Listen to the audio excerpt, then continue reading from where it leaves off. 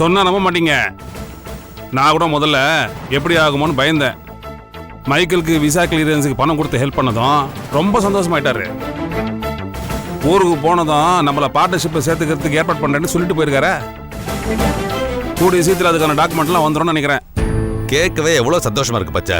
Dollar அடிக்கிற machine நம்ம கையில் இருந்தாலே நமக்கு பெரிய லாபம் கிடைக்கும். இப்போ அதுக்கான டீலர்ஷிப்பு நமக்கு கிடைச்சின்னு வைங்க, கேட்கவே வேணாம், கொஞ்ச நாள்லயே நம்ம எங்கேயோ போயிடுவோம்.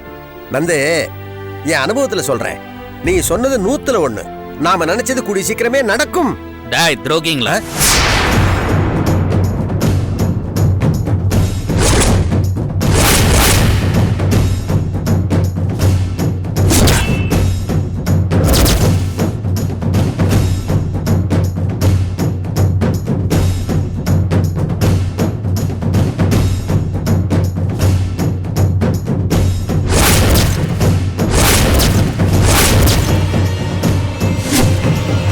என் பார்ட்னரை எனக்கு எதிராகவே துரோகம் பண்ண வச்சிட்டீங்களா பாவீங்களா?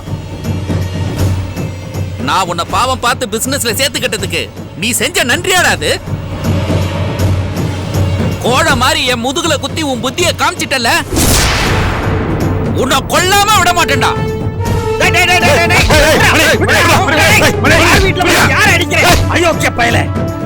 என்ன தைரியம் இருந்தா ஏன் முன்னாலேயே என் பார்ட்னர் மேல கை வைப்ப? அதை பார்த்துட்டு சும்மா இருப்பேன் நினைச்சியா? ஒன்றுவேன்.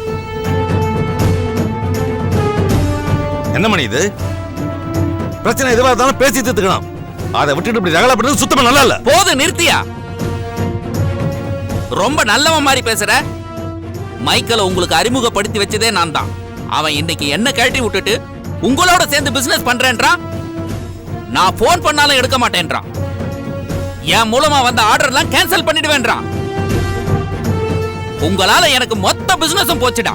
எத்தனை லட்சம் லாஸ் தெரியுமா? மணி, நீ கோபப்படுறது சரியில்லை. பிசினஸ் எல்லாம் சகஜம். ஒருத்தரை கீழே தான் இன்னொருத்தர் முன்னுக்கு வர முடியும். ஏன் நீ அப்படித்தானே வந்திருக்க? யோ, என்ன பேசுற நீ? என் பார்ட்னரை உங்ககிட்ட இழுத்துக்கிட்டது சரின்னு நினைக்கிறீங்களா? இது வேற, பார்ட்னரா இருக்கிறவங்க கடைசி வரைக்கும் பார்ட்னராவே இருக்கணும்னு அவசியம் இல்ல. ஏதோ பிரச்சனைக்காக பிரிஞ்சு போவாங்க. இதெல்லாம் பிசினஸ்ல சகஜம் தானே. அந்த 2 பேரும் வேற யார் கூட சேர்ந்து பிசினஸ் பண்ணுவாங்க. இதெல்லாம் சகஜம். இதுக்கு போய் கோவப்பட்ட எப்படி? ரோகத்தையும் பண்ணிட்டு அதுக்கு விலக்க வேற கொடுக்கறியா நீ? ஆடா என்ன மணி நீ? அரசாங்கமே வெளிநாட்டு கம்பெனியோட ஒப்பந்தம் பண்றாங்க. அது சரியா வராம வேற மாநிலத்துக்கோ வேற நாட்டுக்கோ போய் பிசினஸ் பண்றாங்க. அதுக்காக அரசாங்கம் அவன் மேல கோவப்பட்டு ஆக்ஷன் எடுக்கிறாங்களா? உங்களுக்கு மைக்கேலுக்கு டைம் சரியில்லை. அதனால உங்க கூட சேர்ந்து பிசினஸ் பண்றதுக்கு அவர் விரும்பல. எங்க கூட சேர்ந்து பண்ணணும்னு ஆசைப்பட்டிருக்காரு. அது அவர் எடுத்த முடிவு. அதுக்கு நாங்க என்ன பண்ண முடியும்? போது நிறுத்தியா? இந்த பச்சை உள்ள வர்ற வரல எங்க 2 பேருக்குள்ள நல்ல டேர்ம்ஸ் தான் இருந்தது. இந்த ஆளை நம்பி என்னைக்கு மைக்கேலையும் வீட்டுக்கு அமிச்சனோ அப்பவே எல்லாமே போச்சு. இது மைக்கேல் எடுத்த முடிவில்ல. இந்த பச்சை தான் பேசி அவன் மனசை கலைச்சிருக்கான். பேசுனா கொன்னுடுவேன், ஜாக்கிரதை. என்னோட பிசினஸ் கான்ட்ராக்ட முடிச்சுக்க சொல்லி பிரெயின் வாஷ் பண்ணிருக்கான். அவனை நம்பி நான் ஏகப்பட்ட பேர் இந்த பிசினஸ்ல இழுத்து விட்டுருக்கேன். நானே எக்கச்சக்கமா இன்வெஸ்ட் பண்ணிருக்கேன். போச்சியா? எல்லாமே போச்சியா எனக்கு. ஆனா உங்க எவனையும் சும்மாவே விட மாட்டேன். இதுக்கெல்லாம் நீங்க பதில் சொல்லியே ஆகணும், ஜாக்கிரதை. மணி, நீ சொல்றதெல்லாம் உண்மைதான். நாங்க தான் மைக்கேல் கிட்ட பேசி அவன் மனசை மாத்தணும், ஒன்ன கைட்டி விட சொல்லிட்டு எங்களை சேர்த்துக்க சொன்னோம். இப்ப என்ன பண்ணாங்கற? என்ன பண்ணாங்கற? ஒருத்தன் கூட சேர்ந்து பிசினஸ் பண்றது பெரிய விஷயம் இல்ல. அவனை உன்னோட தக்க வச்சுக்கணும், அதுதான் முக்கியம். அதுக்கு உனக்கு சாமர்த்தியம் பத்தல. நான் என்ன பண்றது? நாங்க எத்தனை பேர் என்ன சொன்னாலும் அவன் மனசு மாறிடக்கூடாது. உன்னை விட்டு வரமாட்டேன்னு உறுதியா இருந்திருக்கணும். அதுக்கேற்ற மாதிரி நீயே நடந்திருக்கணும். சும்மா வெட்டி பந்தால இருக்கிற ஆர்வம், அந்த அக்கறை பிசினஸ்ல உனக்கு இல்லையே. என்கிட்ட பணத்தை வாங்கிட்டு வட்டி கூட கொடுக்க முடியாம சுத்திட்டு இருந்தவன நீயே. ஏதோ நல்ல நேரம் மைக்கேல் கூட பிசினஸ் செட் ஆனவன என்ன தெனாவட்டா சுத்தின. ஆபீஸ்ல நாய் மாதிரி காக்க வச்சிருந்தானே நீ. எப்பவும் பழச மறக்கூடாதுரா. திடீர்னு பணம் வந்ததான் உனக்கு தலை கால் புரியல, ரொம்ப ஆடிட்டல்ல. இப்ப பழைய மாதிரியே 5க்கு 10க்கு அலைய போற. அப்படியே தலைக்கீழ மாறி போச்சு. அதுக்குதான் ரொம்ப ஆடக்கூடாதுங்கிறது. உன்னை இந்த பிசினஸ்ல சேர்த்து கூடாதுன்னு தாண்டா இருந்தேன். ஆனா நான் கஷ்டப்படும் போது எனக்கு கடன் கொடுத்து உதவணும் ஆச்சேன்னு சொல்லிட்டு உன் மேல இறக்கப்பட்டு சேர்த்தம் பாரு, அதுதான் தப்பா போச்சு. ஆ, எந்த மாதிரி சூழ்நிலையிலும் உன்ன மாதிரி ஒரு ஆளுக்கு உதவி செய்யக்கூடாதுன்னு எனக்கு பாடம் கத்து குத்துட்டல. ஆனா இந்த நிலைமை இப்படியே இருக்காது. என்னை ஏமாத்திட்டு நீ நல்லா வாழவே முடியாது. ஆ, நீ ஏமாத்தின மாதிரி உன்னை ஏமாத்த ஒருத்தன் வருவான்டா. ஆ. அன்னைக்கு நீ கதறுவ, அதை நான் பார்ப்பேன்.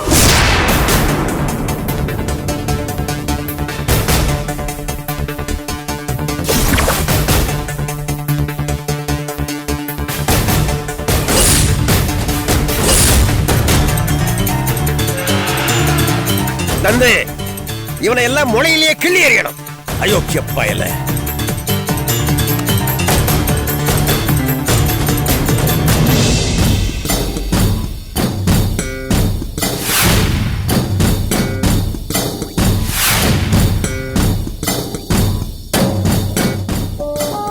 என்னாச்சு இவனுக்கு? பேய் அரைஞ்ச மாதிரி உட்காந்துட்டு இருக்கான். வீட்ல ஏதாவது வாங்கி கட்டிட்டு வந்திருப்பானோ? இருக்கும், வாயை புடுங்கி பாப்போம்.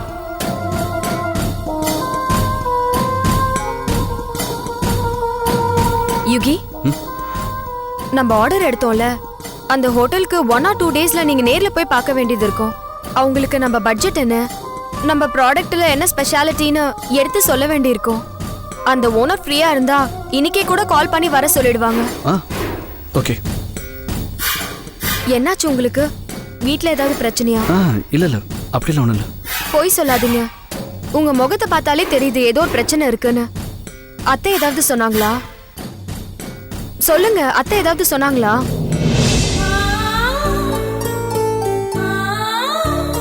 நான் நினைச்சேன் அத்தை உங்களை முழுசா ஏத்துக்கிற வரைக்கும் இந்த மாதிரி பிரச்சனை பண்ணிட்டே தான் இருப்பாங்க. ஆனா அதுக்கெல்லாம் ஃபீல்லாம் பண்ணாதீங்க. நீங்க கண்டுக்காம விட்டுட்டீங்கன்னா அதுவே நல்லது.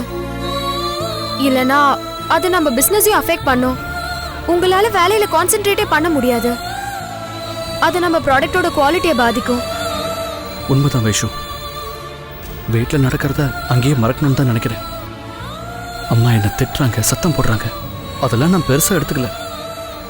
ஆனா என்ன புள்ளையே இல்லைன்னு சொல்றாங்க, அதுதான் ரொம்ப கஷ்டமா இருக்கு.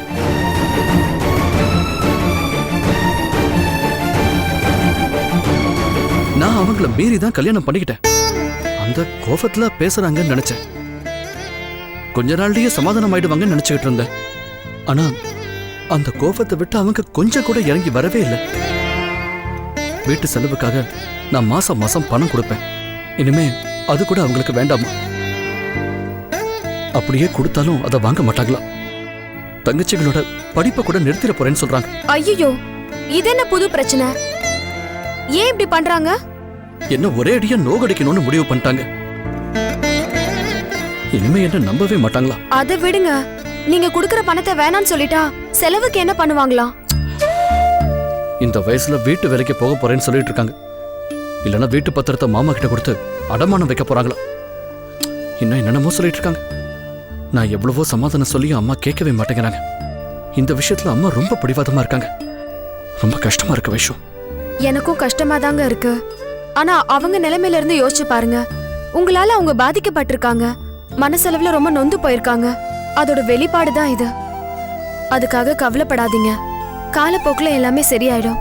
உங்களை அவங்க புரிஞ்சுப்பாங்க, கண்டிப்பா ஏத்துப்பாங்க. அது வரைக்கும் நீங்க பொறுமையா தான் இருக்கணும். முடிஞ்சா நானும் அத்தை கிட்ட போய் பேசி பாக்குறேன். பேசு, ஏதாவது சொல்லி அவங்களை கன்வின்ஸ் பண்ண. கண்டிப்பா. இத நீங்க சொல்லவே வேண்டாம். இப்ப எல்லாத்தையும் மறந்துட்டு ரிலாக்ஸ்டா ஒர்க்ல கான்சென்ட்ரேட் பண்ணுங்க.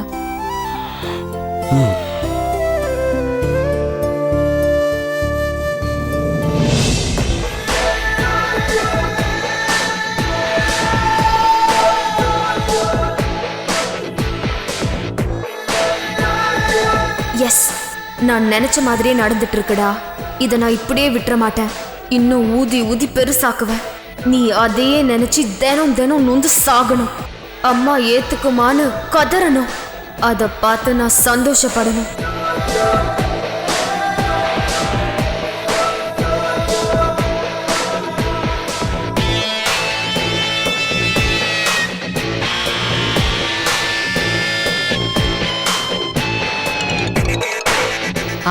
சொல்லுமா.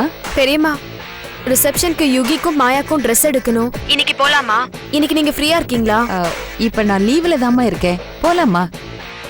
எந்த கடைக்கு போகணும்னு சொல்லு, நான் அங்க வந்துடுறேன். அத நேர்ல டிசைட் பண்ணிக்கலாம். ஆனா எனக்கு ஒரே ஒரு ரிக்வெஸ்ட். என்னம்மா? அது ஒன்றும் இல்லை, ஃபங்க்ஷனுக்கு அக்காக்கு ட்ரெஸ் நானே எடுத்து தரட்டுமா?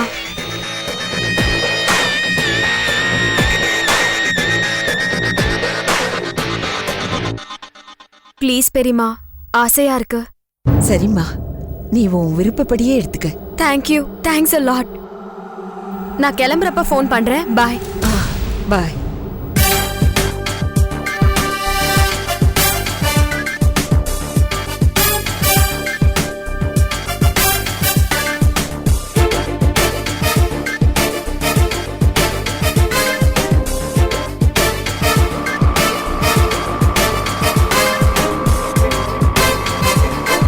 அண்ணா, கொஞ்சம் வண்டி நிறுத்துங்க.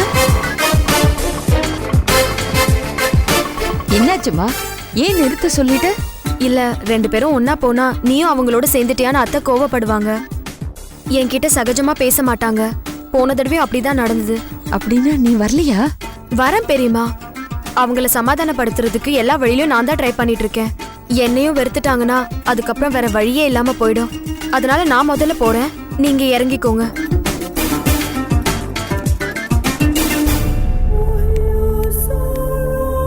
சாரி பெரியம்மா, இப்படி இறக்கி விடுறேன்னு தப்பா நினைச்சுக்காதீங்க. இல்ல இல்லம்மா, நான் ஒன்னும் தப்பா நினைக்கல. ஒவ்வொரு விஷயத்திலும் நீ இவ்வளவு கவனமா இருக்க.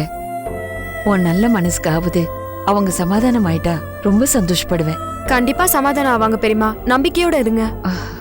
சரி, நீ முதல்ல போய் பேசு. நீ சொன்ன மாதிரி நான் கொஞ்சம் பொறுமையாவே வரேன். ஓகே பெரியம்மா.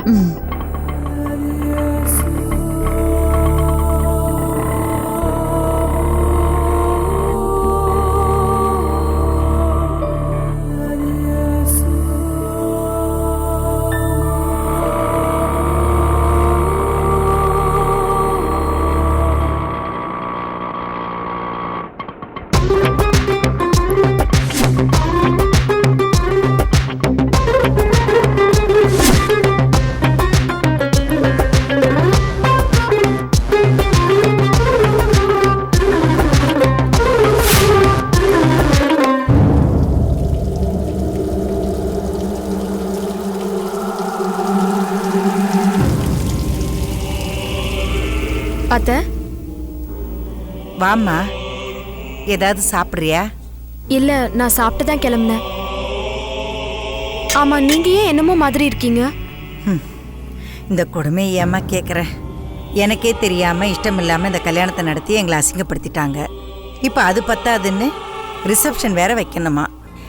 என் பிள்ளை இந்த மாதிரி மூளை வளர்ச்சி இல்லாத பொண்ணை கட்டிக்கிட்டான்னு நான் ஊரை கூட்டி சொல்லணுமா? இந்த அநியாயம் எங்கேயாவது நடக்குமா? சொந்த பந்தம் அக்கம் பக்கத்தில் இருக்கவங்களுக்கெல்லாம் இதை சொன்னா எனக்கு தான் கிறுக்கு பிடிச்சிருக்குன்னு சொல்ல மாட்டாங்களா? எல்லாரும் கை கொட்டி சிரிக்க மாட்டாங்க? அதை பற்றியெல்லாம் யோசிக்காம அந்த பவானியும் ரிசப்ஷன் வைப்பேன்னு சொல்கிறா. இவனு ஏற்பாடு பண்ணுங்க, என் அம்மா வருவாங்கன்னு சொல்கிறான். எனக்கு என்ன பண்ணுறதுனே தெரியலம்மா. இந்த அசிங்கத்தை எப்படி சமாளிக்கிறதுனே தெரியல. ரொம்ப வேதனையாக இருக்கு.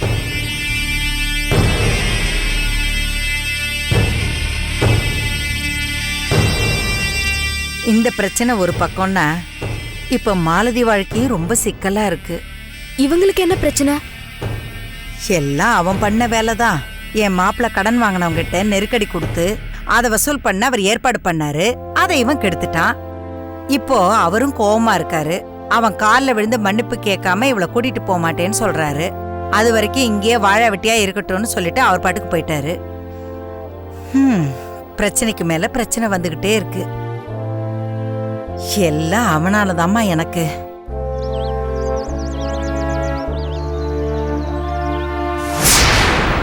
என்ன பண்றதுன்னே புரியல. அத்தை, இத கேட்க எனக்கே சங்கடமா இருக்கு. ரிசப்ஷனை விடுங்க, அத கூட பொறுத்துக்கலாம். ஆனா இவங்க என்ன பண்ணாங்க? இவங்க பிரச்சனை எப்படி சரி பண்றது? இவளை பத்தி நீ கவலைப்படுற, ஆனா அந்த கவலை அவனுக்கு துளி கூட இல்லையே. இது நம்மளால வந்த பிரச்சனை, நாம தான் சரி பண்ணணும்னு அவன் கொஞ்சம் கூட யோசிக்கவே மாட்டேங்கிறானே. யாரு எக்கேடு கட்டா எனக்கு என்னன்னு அவன் பாட்டுக்கு கிளம்பிட்டான். நீங்க ஏன் அத்தை கண் கலங்குறீங்க? நீங்க கவலைப்படாதீங்க, இது விஷயமா யுகி கிட்ட நான் பேசுறேன். உங்க மாப்பிள்ளை கிட்ட பேசி சமாதானம் பண்ண சொல்றேன். அவர் பேசினா இவங்க ப்ராப்ளம் சால்வ் ஆயிடும். பயப்படாதீங்க அத்தை. நீ கொஞ்சம் பேசுமா, பாவம் இவ ரொம்ப பயந்து போயிருக்கா. கண்டிப்பா பேசுறேன் அத்தை. அதே மாதிரி ரிசப்ஷன் உங்களுக்கு பிடிக்கலனா அதை வேணான்னு சொல்லி தடுக்க முடியுமான்னு பாக்குறேன். எனக்கு என்னமோ அது சுத்தமா பிடிக்கலம்மா. இந்த ரிசப்ஷன் கண்டிப்பா நடக்கக்கூடாது. என் மானமே போயிடும். எனக்கு புரியுது அத்தை. நீங்க வேதனைப்படுவீங்கன்னு நல்லாவே தெரியும். தெரிஞ்சே ஏன் தான் இப்படி பண்றாங்களோ? எங்களை அழ வச்சு பார்க்கணும், வெளியில தலை காட்டவே கூடாது. அதுக்கு தான் இந்த ஏற்பாடெல்லாம். இல்ல, பெரியம்மா நல்ல மனசோட தான் ஏற்பாடு பண்றாங்க. உங்களுக்கு அது பிடிக்கலனா விட்டுறலாம். நான் அதை தான் சொல்ல வரேன்.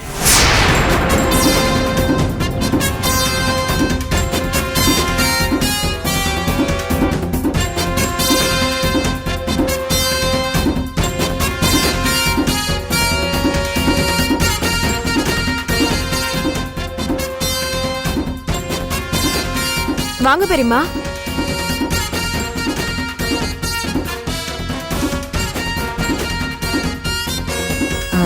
வைஷு, நீ எப்பமா வந்த? இப்பதான் வந்தேன். அப்படியா?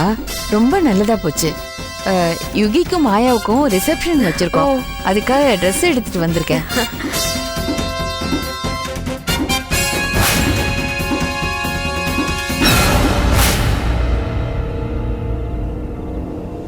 நான் அம்முவை பார்த்துட்டு கிளம்புறேன். அம்மோ, அம்மோ.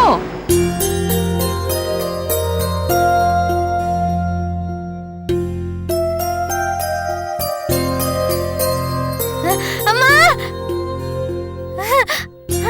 அம்மா, அம்மோ, அம்மா. அம்மா மேல என்ன பண்ணிட்டு இருந்த? பாட்டு கேட்டுட்டு இருந்தேன். அப்படியா?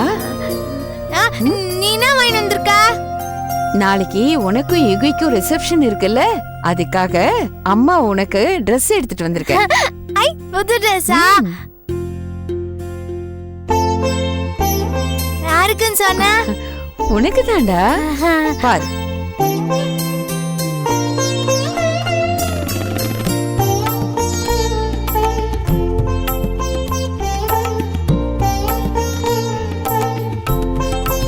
பிடிச்சிருக்காடா? சூப்பரா இருக்கு. அம்மா உனக்காக ஆசையா எடுத்திருக்கேன். இது போட்டுக்கிட்டு ரிசப்ஷனுக்கு வந்தா அங்க இருக்கிற எல்லாரும் மாயாவா இது அப்படின்னு ஆச்சரியமா பாப்பாங்க. எல்லாரும் உன்னை பார்த்து பொறாமப்படுவாங்க. மாயா யுகி இவங்க 2 பேருமே பொருத்தமான ஜோடின்னு எல்லாரும் சொல்லுவாங்க. இவங்கள மாதிரி அமையாதுன்னு சந்தோஷமா வாழ்த்துவாங்க. போது நிறுத்துமா. உனக்கெல்லாம் மனசாட்சியே கிடையாதா? எங்க வயிற்றுல கொட்டிக்கிறதுக்குன்னே கிளம்பி வரியா நீ? நான் உங்களை ஒண்ணு சொல்லலையே, இவளோட தானே பேசிக்கிட்டு இருக்கேன். சும்மா நடிக்காத. ஏற்கனவே கல்யாணங்கிற பேர்ல எங்க எல்லாரையும் பாதி சாகடிச்சிட்ட. இப்போ மீதி உயிரை எடுக்க வந்திருக்கியா நீ? ஐயோ அத்தை, அவங்க ஏதோ பேசிட்டு போறாங்க, நீங்க கோவப்படாதீங்க. நீ எதுவும் பேசாதம்மா. இந்த அம்மா எங்களை சீண்டி பாக்குறதுக்குன்னே வந்திருக்காங்க. என்னவோ பெருசா துணி எடுத்துக்காங்களா, துணி. அத காட்டி எங்களை வெறுப்பு வேற ஏத்த வந்திருக்காங்க. எவ்வளவு கேவலமான புத்தி பாரு அவங்களுக்கு. ஆனா நான் அப்படி நினைச்சு வரலம்மா. வேற எதுக்கு வந்தீங்க? உங்களை மீறி இந்த ரிசப்ஷனை நாங்க ஜாம் ஜாம நடத்த போறோம். உங்களால என்ன பண்ண முடியும்னு வெறுப்பேத்த தானே வந்தீங்க? எல்லாரும் ஏன் என்ன தப்பாவே நினைக்கிறீங்க? நீங்க செய்யறதெல்லாம் அப்படிதாங்க இருக்கு. நீங்க பண்ண காரியத்தால இவங்க உங்க புள்ளையே தலை முழுகிட்டாங்க. அதோட விட வேண்டியதானே? அப்புறம் எதுக்கு இதெல்லாம்? இங்க நாம தானடி வேதனைப்படுறோம். அவங்களுக்கு என்ன வந்துச்சு? மத்தவங்க கஷ்டத்தை புரிஞ்சுக்கிறவங்களா இருந்திருந்தா இப்படி ஒரு பொம்மை கல்யாணத்தை தான் நடத்திருப்பாங்களா, இல்ல ரிசப்ஷன் தான் வைப்பாங்களா? இவங்களுக்கு யாரு எக்கேடு கேட்டாலும் பரவாயில்லமா, இவங்க மட்டும் நல்லா இருக்கணும். அவ்வளவு சுயநலம். உன்னால நாங்க குடும்பம் நடத்த பணம் இல்லாம கதியத்து போயிருக்கிறோம்.